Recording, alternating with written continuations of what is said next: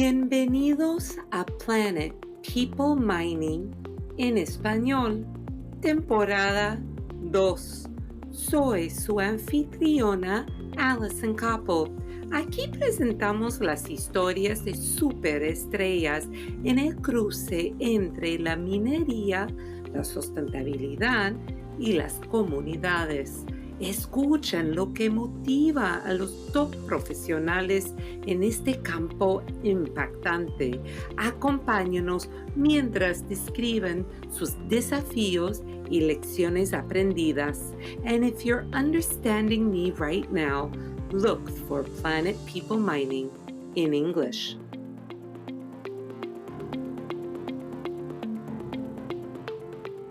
Construyendo puentes hacia el interior de la empresa, con Víctor Koch Álvarez.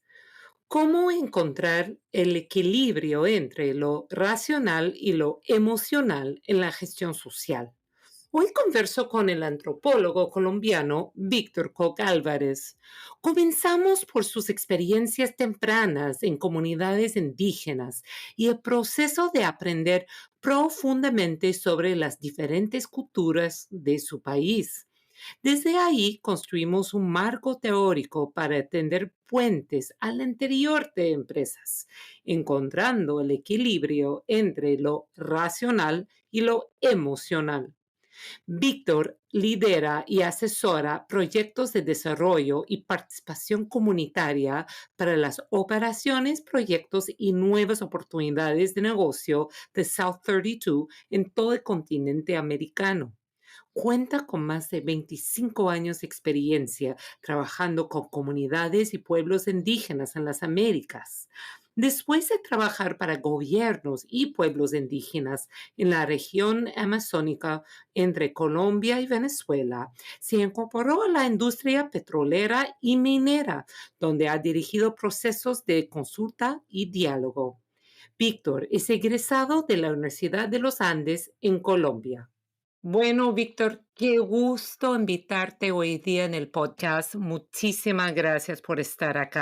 No, muchas gracias a ti por invitarme. Es un privilegio y un placer participar. Qué lindo. Entonces, como primera pregunta, preséntate más allá de lo que dije en tu biografía. ¿Cuáles son algunos hitos profesionales, personales en tu vida? Bueno, me gusta utilizar mi nombre completo. Me llamo Víctor Manuel Koch Álvarez. Yo nací y crecí y me eduqué en Bogotá, Colombia.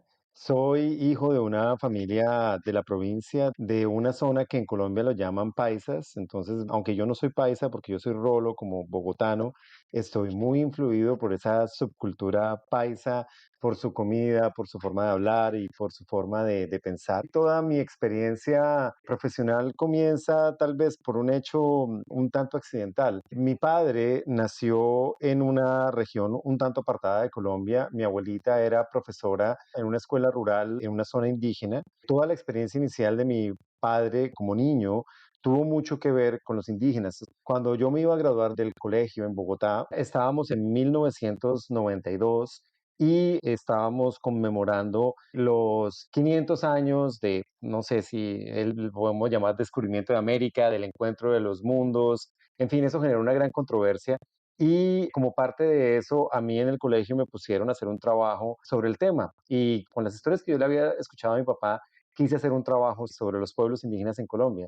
Y de hecho, mi papá me llevó por primera vez en mi vida a conocer el sitio donde él había nacido. Y por primera vez en mi vida yo tuve la oportunidad de conocer personas indígenas y de hablar con ellos y de compartir con ellos. Obviamente, cuando llegamos al lugar, las cosas eran muy distintas a como mi papá las había descrito. Las casas tradicionales ya no existían. Estas personas, por supuesto, sufrieron una transformación profunda en esas 4 o 5 décadas. Seguían siendo indígenas, pero para mí fue un encuentro muy revelador. Fue algo que transformó mi vida y como parte de ese primer encuentro, pues yo aprendí muchas cosas, fue algo muy revelador. Por ejemplo, yo tenía mi primera cámara, en esa época las cámaras no eran digitales, eran cámaras de rollo. Yo quería tomarle una foto a la señora indígena y desde mi inmensa ignorancia, cuando le pregunté a ella si le podía tomar una foto, ella salió corriendo. y yo pensé, debe ser que cree que de pronto la foto va a hacerle algo, le va a causar algún daño, algo así. Yo no hice más, pero la señora en realidad volvió a los 10 minutos, solo que esta vez perfectamente arreglada y maquillada, y me dijo, sí, ahora sí me puede tomar la foto. Para mí fue algo muy revelador y fue un punto de inflexión en mi vida, porque el colegio al que yo asistí era un colegio profundamente conservador, católico y con una clara inclinación técnica. Entonces yo en realidad arranqué a estudiar ingeniería eléctrica y eso no funcionó y finalmente terminé estudiando antropología y he sido antropólogo por los últimos 25 años de mi vida.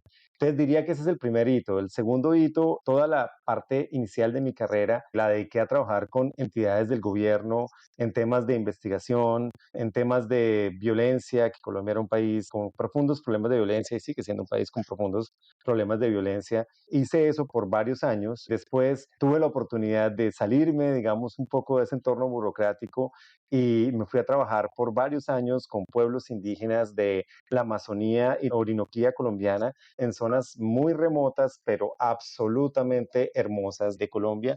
Eso lo hice por varios años, trabajé con muchas ONGs ambientalistas, tuve también mis diferencias con esas ONGs y al final terminé trabajando directamente con los indígenas y allí también aprendí muchísimo y también pues enfrentamos muchos retos, hubo cosas que salieron muy bien y otras no tanto. Como parte de ese trabajo, en algún momento entré en contacto con las entidades del gobierno en Colombia que manejan el tema de hidrocarburos y ellos me terminaron invitando para acompañar procesos de consulta con pueblos indígenas y afrodescendientes. Y yo hice eso por un par de años, digamos, en representación del gobierno colombiano. Después de hacer eso un par de años, hubo una época en la que llegaron muchas empresas de petróleo a Colombia y varias de esas empresas me invitaron a trabajar con ellas. Yo finalmente terminé trabajando con BHP Petroleum. BHP es una empresa minera, pero en esa época tenía un branch de oil and gas y trabajé con ellos muchos años, inicialmente en Colombia. Hicimos exploración en zonas remotas. Después de eso, la empresa me invitó a trabajar en Houston, Texas. Fue la primera vez que tuve la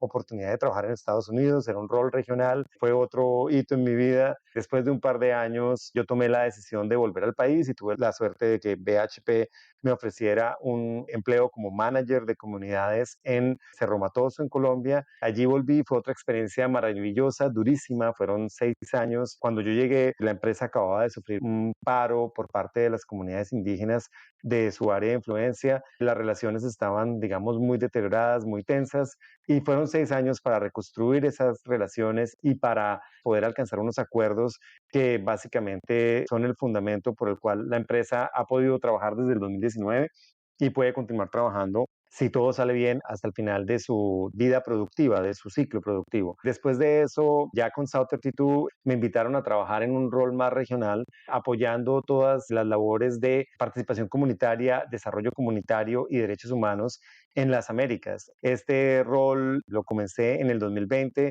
En el 2023 este rol se volvió un rol de manager y es lo que he venido haciendo para la empresa desde ese momento.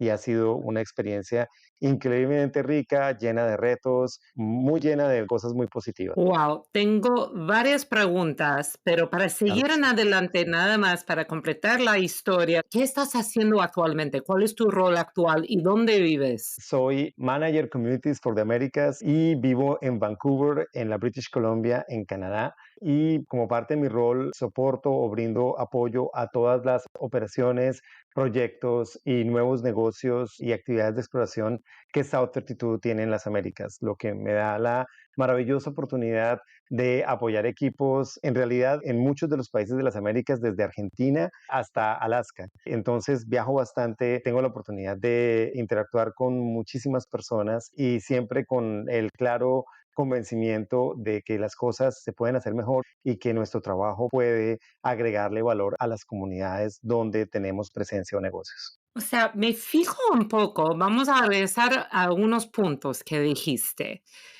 Primero, quiero saber, o sea, me fijo un poco en este cuento que nos contaste sobre la señora en el primer pueblo, el pueblo de tu papá, que tú estás esperando que ella reaccione en cierta manera con la pregunta de si la puedes tomar en foto y reaccionó de completamente otra manera Yo conozco a varias mujeres en varias culturas que nunca te van a dejar tomar una foto sin que se arregle, así que entiendo bien la señora de ese pueblito.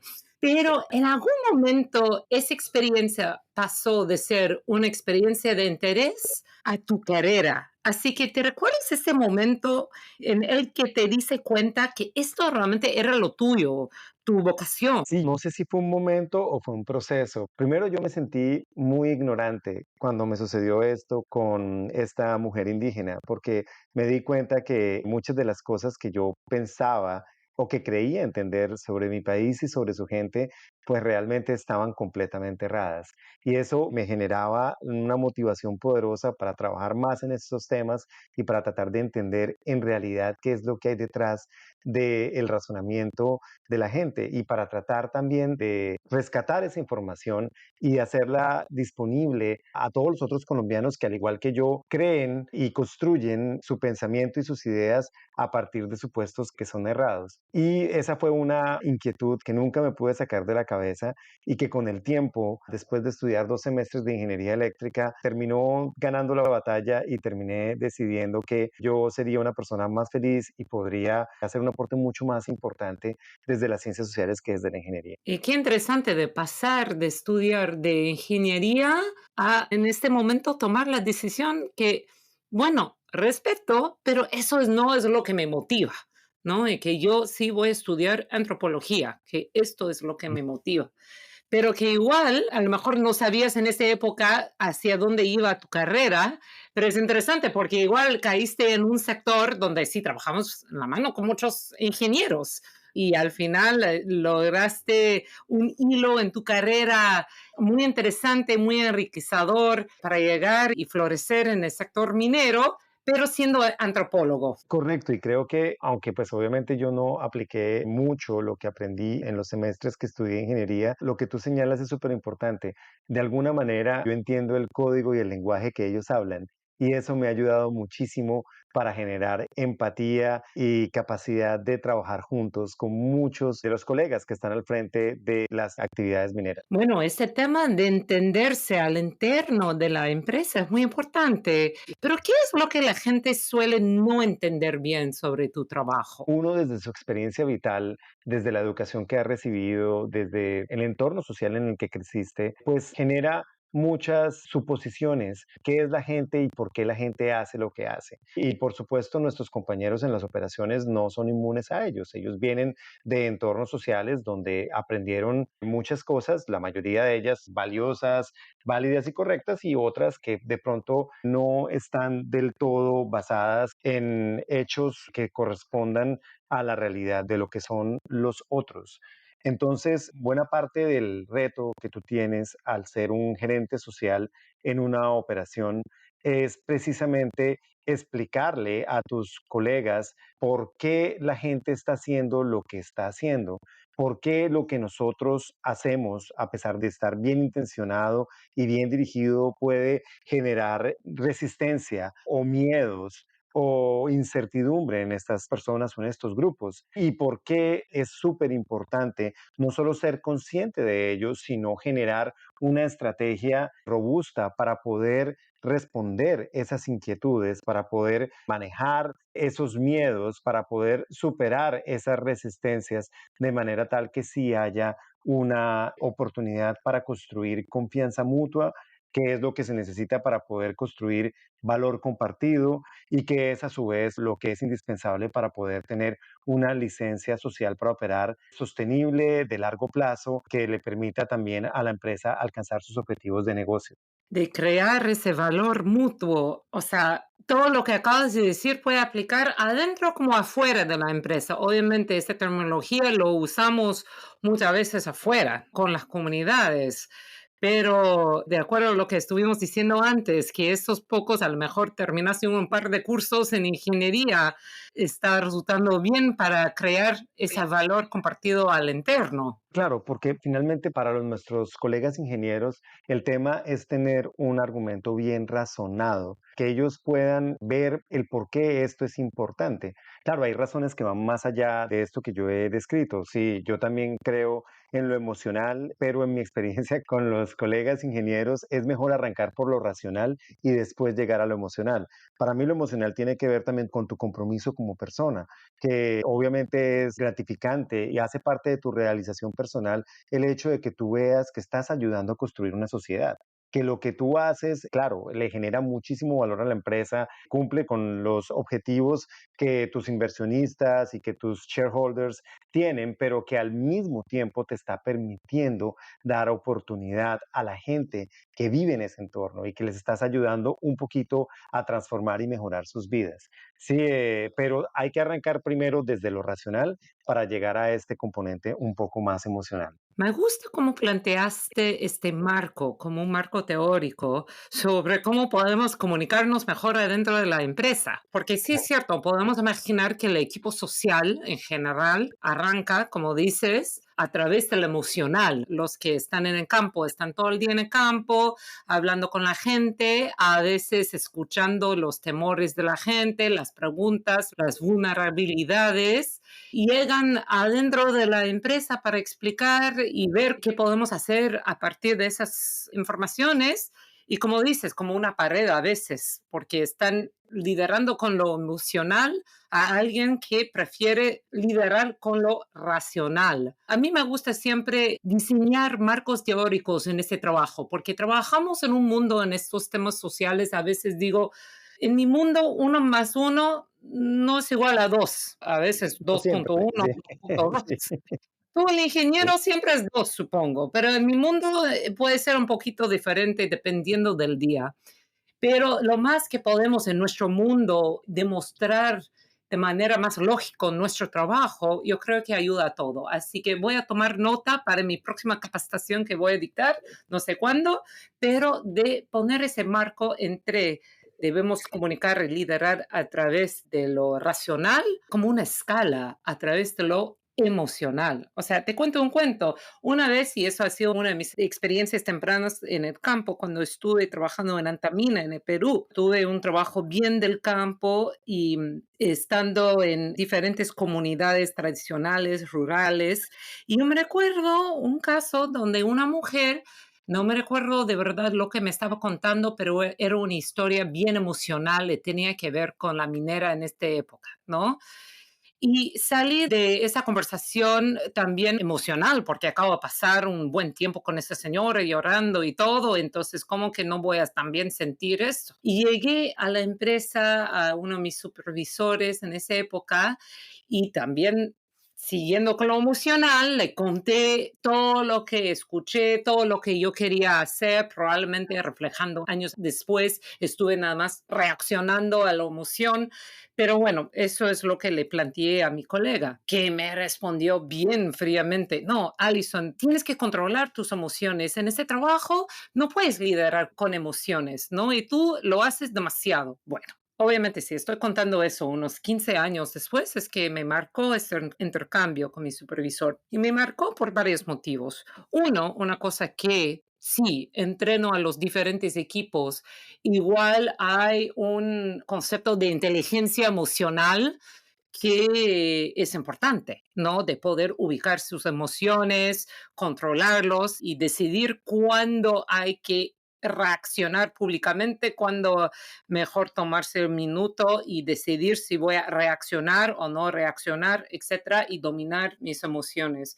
Pero del otro lado, siempre digo, qué bien que manejé con la emoción.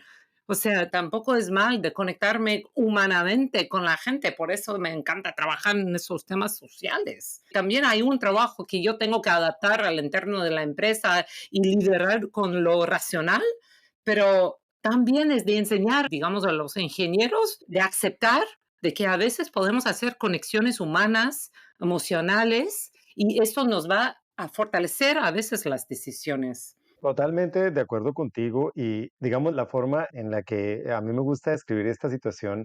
La primera vez que yo trabajé para una empresa minera que era con BHP, mis jefes estaban en Houston y a mí me pidieron lo que siempre nos piden a todos, ¿cierto? Por favor, pon un plan de manejo de partes interesadas, un stakeholder engagement. Y les puse pues todas las tribus con las que nosotros interactuábamos para este proyecto de exploración y les expliqué las complejidades y por qué unos pensaban unas cosas y qué necesitaban y qué debíamos hacer y por qué otros otras, etcétera. Pero les dije, pero al final hay una tribu que para mí es tal vez la más compleja de todas, la que requiere mayor atención. Y todos me preguntaron, ¿y cuál es esa? Porque te ya mencionaste todas. Y yo les dije, sí, esa se llama Houston. Son ustedes, es el componente interno.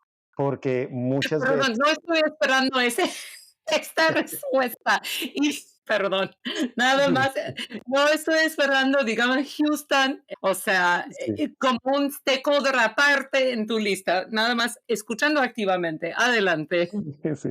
No, no, no. Y obviamente Houston no porque sea la ciudad, pero Houston en el entendido que es los headquarters donde se manejaba todo lo de esta empresa. Porque claro, para mí ellos eran más demandantes, ellos querían una explicación muy detallada sobre absolutamente todo, querían un proceso perfectamente racional y lógico. Y pues yo hacía mi mejor esfuerzo por darles esa información a sabiendas de las limitaciones que tú ya mencionaste, que no todo es así de lógico o yo no les puedo dar una receta que es infalible, una fórmula en la que uno más uno es dos y por lo tanto va a pasar esto y esto.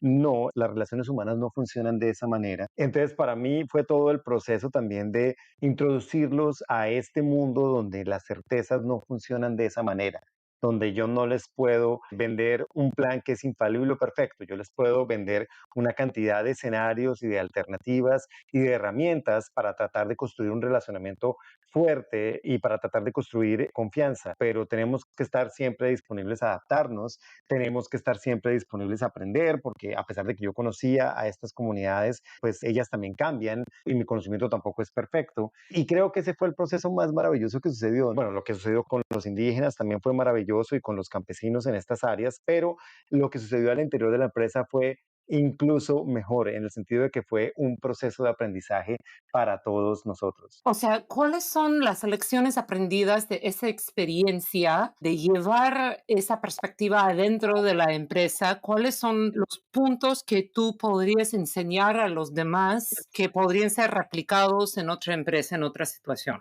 Pues lo primero para mí y lo que es más fundamental es muchas veces muchos de nuestros colegas parten de un supuesto que para mí es errado y es el pensar que, ok, tenemos este reto social, tenemos estas comunidades que son complejas, la forma de resolver eso es traer a una persona o a un grupo de personas que tienen la capacidad y que van a resolver eso por nosotros. Y la realidad no es así de simple. Tú puedes traer a personas muy capacitadas, muy conocedoras, pero la solución siempre sale del trabajo en equipo y tiene que involucrar de manera integral al equipo que está controlando la operación. Sí, no son dos trabajos separados y de alguna manera el project manager también tiene que ser un community affairs manager. También necesita involucrarse en el tema, necesita entenderlo para que esté al tanto y pueda adaptar sus estrategias de manera tal que se reduzca si la posibilidad de tener conflictos con la comunidad y también hagamos cosas que le puedan generar valor a la comunidad. Pero no es traer la persona que te va a resolver los problemas, eso no existe. Lo que te puedes traer es una persona que sí tenga el conocimiento, que tenga la capacidad, pero que sobre todo tenga la capacidad de generar esa sinergia interna para que todos se articulen y trabajen y pongan un plan y desarrollen unas actividades que en realidad lleven a construir la licencia social para operar para cualquier proyecto. A veces yo he tenido conversaciones al internos que dicen, Alison, no quiero un proceso, quiero una solución. Pero yo digo, la solución va a venir a través del proceso. Tenemos que confiar en el proceso que nos va a llevar a la solución conjuntamente. Volvemos a lo mismo, no es, digamos, un problema de ingeniería donde aquí está el problema y yo voy en mi escritorio y diseño la solución. No, el diseño es el diseño del proceso que nos va a llevar conjuntamente a encontrar la solución. Correcto. Víctor, me estabas diciendo ¿no? Estuvimos haciendo la reflexión de cómo los stakeholders internos, ¿no? Son a veces nuestros stakeholders los más difíciles. Sí, para ellos fue un poco chocante al comienzo cuando yo les decía, mira, es que yo necesito que también vayas conmigo a campo y que ellos te conozcan a ti. No importa si tu español no es el mejor, eso no es un problema, pero el solo hecho de que te vean, el solo hecho de que vean que tú estás haciendo el esfuerzo por explicarles, eso va a generar confianza. El hecho de que tú también veas por qué ellos te están diciendo lo que te están diciendo te va a ayudar a ti a entender algunas cosas que tenemos que hacer como parte de la operación para, digamos, abordar algunas de sus preocupaciones. Eso es integral a construir este entendimiento mutuo y esta confianza mutua. Con el tiempo, después de invitarlos muchas veces, de mostrarles la importancia, de decirles que era seguro, que no tenía por qué ser un problema, eventualmente algunos de ellos decidieron hacerlo, o incluso diría yo, algunos de ellos disfrutaron haciéndolo. Les gustó muchísimo la experiencia, les pareció reveladora, les pareció algo que no habían experimentado en el pasado en su carrera y se volvieron muy convencidos de esta forma de hacer las cosas, porque en últimas la gestión social depende de todos. El gerente del proyecto también requiere entender los retos sociales y también requiere involucrarse en la ejecución de las actividades y de los planes para poder dar esas alternativas que nos van a servir para construir confianza, valor y licencia social para operar. Llevaste a esos colegas en el campo. Eso es fundamental. Y además es increíble. He trabajado con no sé cuántos equipos en diferentes operaciones, proyectos alrededor del mundo, de cuántos profesionales de este site, ¿no?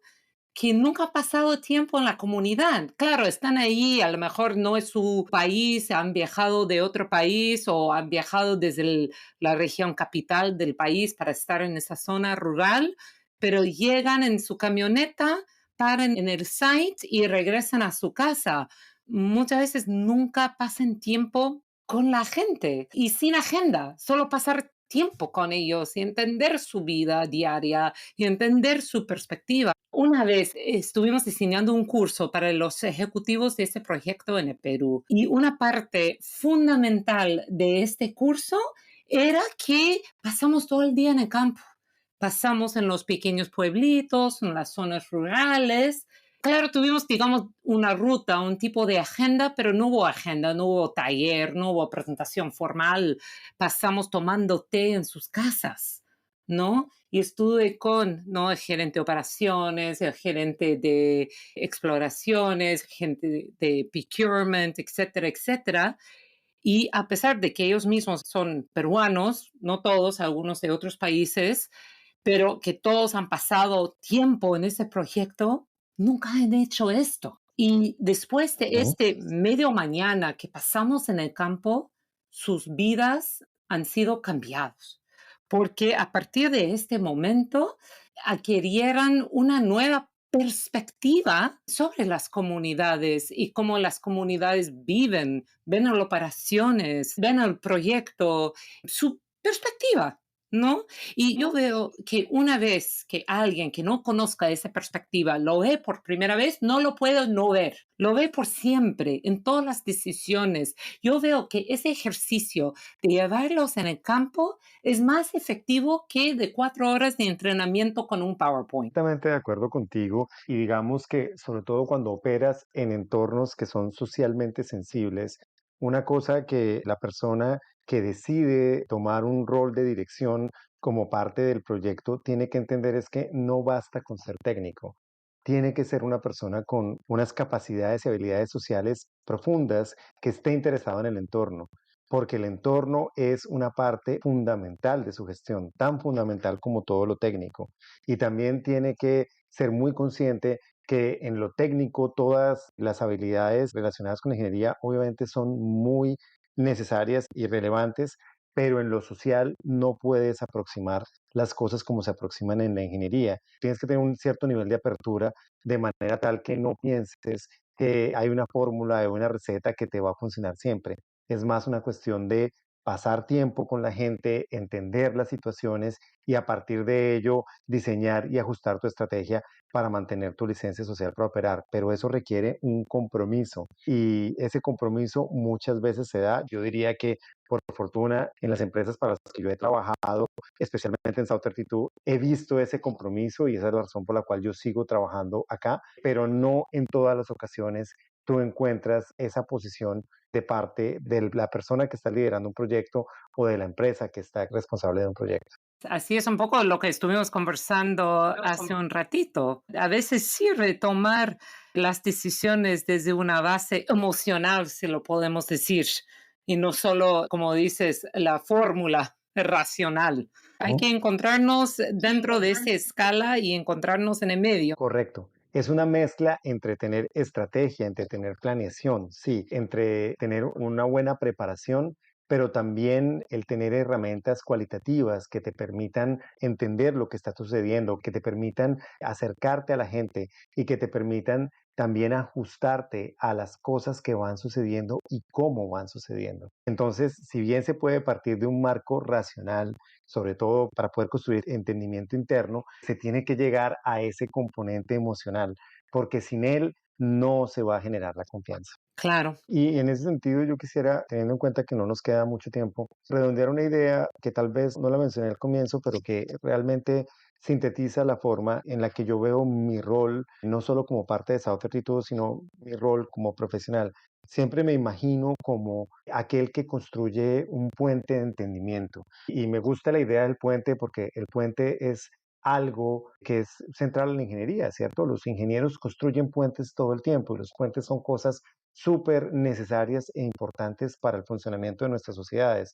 Yo en ese sentido me siento un ingeniero social. Yo construyo puentes de entendimiento que no son tan tangibles como los puentes de los ingenieros, pero que son igualmente importantes. Y para mí ese puente es la capacidad de generar entendimiento entre una industria que tiene una forma de hacer las cosas, que también genera unos impactos, por supuesto, en el territorio, y unas comunidades que tienen unas preocupaciones frente a esos impactos, pero también unas expectativas frente a lo que la actividad de la empresa le pudiera generar. Y para mí el entendimiento se da cuando entre todos concertamos las mejores medidas para evitar, mitigar o compensar los impactos y además nos ponemos de acuerdo en aquellas cosas que podemos construir juntos para generar valor social y ambiental. Muchos piensan, para mí de manera errada, que la minería es casi que por definición una actividad que va en contra de la posibilidad de generar valor social o ambiental. Yo diría que en la mayoría de los casos es todo lo contrario. La minería, si se hace bien, es la posibilidad para generar valor social y ambiental en un determinado lugar. Sí, pero para que eso se materialice, necesitamos construir ese puente de entendimiento que permita tanto a la empresa y a la actividad minera como a la comunidad trabajar juntos para construir ese valor compartido. Me acabas de dar el nombre de ese episodio, me encanta. Voy a usar algo como puente de entendimiento y me encanta eso, nunca escuché eso, ingeniero social. Entonces, para terminar, ¿qué consejos darías a los futuros ingenieros sociales, a los que quieren seguir en ese camino de su carrera? Lo primero es, muchos de nosotros en temas de gestión social para empresas mineras y del sector extractivo en general, es muy común encontrar dos tipos de perfiles. Tú tienes los profesionales de las ciencias sociales que como yo venimos de una experiencia muy distinta. Yo venía del mundo del gobierno, yo venía del mundo de las comunidades, yo venía del mundo de las NGOs, de las organizaciones no gubernamentales. Y desde esa perspectiva, uno entiende mucho de temas sociales, pero entiende poco de temas industriales y de negocio. Sí, también tienes otros profesionales que pueden ser geólogos o incluso ingenieros que por alguna razón deciden dedicarse a la gestión social, seguramente por sus intereses personales, porque les parece que es el camino que más les añade valor a su vida y ellos tal vez no tienen el mismo conocimiento social que tenemos nosotros, pero sí conocen de la industria y del negocio. La solución no la tenemos ni los que venimos del mundo social, porque nosotros conocemos la mitad de la historia, ni los que vienen del mundo técnico, porque ellos conocen la otra mitad de la historia. La solución está en la mitad, en que uno tenga la capacidad de, por supuesto, usar ese acervo de conocimiento y de experiencia que tiene, pero que también tenga la apertura para incorporar las necesidades, las perspectivas y las posibilidades que abre ese otro mundo, esa otra mitad que no conoces. Y no es nada fácil, pero esa sería mi recomendación para todos. Los que venimos de las ciencias sociales tenemos que seguir muy convencidos de lo que hacemos, de lo que entendemos y de lo que queremos lograr, pero también tenemos que incorporar los ritmos, las necesidades, las dinámicas del negocio, porque al final también trabajamos para el negocio. Sí, y es en ese equilibrio entre las necesidades del negocio, las posibilidades que nos abren los proyectos y los compromisos sociales y los valores que como empresa debemos mantener, es en encontrar una fórmula donde esté ese equilibrio, en donde está para mí la clave para construir ese puente. Y lo mismo para los que vienen desde lo técnico, que sean capaces de incorporar todo lo social para hallar ese equilibrio, porque en el equilibrio está el valor tanto para la comunidad como para la empresa, como para la sociedad. O sea, construyendo nuestros propios puentes de entendimiento en nuestras carreras. Así que yo creo que Sí, excelente como último punto. Oye, Víctor, te agradezco. Tú tienes una experiencia fascinante, internacional, profundo y muchísimas gracias por compartirlo con nosotros. no, el placer ha sido todo mío. Me encanta hablar de estos temas. Trato de ser racional, pero obviamente me gana la emoción porque desde esa experiencia vengo yo y estoy convencido que la minería no solo es algo indispensable para el futuro de la humanidad, como lo ha sido indispensable para el presente y el pasado de todas nuestras sociedades, sino que es una gran oportunidad y una excelente plataforma para construir valor y futuro para las empresas, las comunidades y las sociedades. Excelente, gracias.